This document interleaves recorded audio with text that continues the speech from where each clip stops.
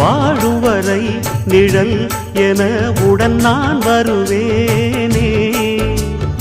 ஏழ் பிறப்பும் உயிர் துணை உனை நான் பிரியேனே.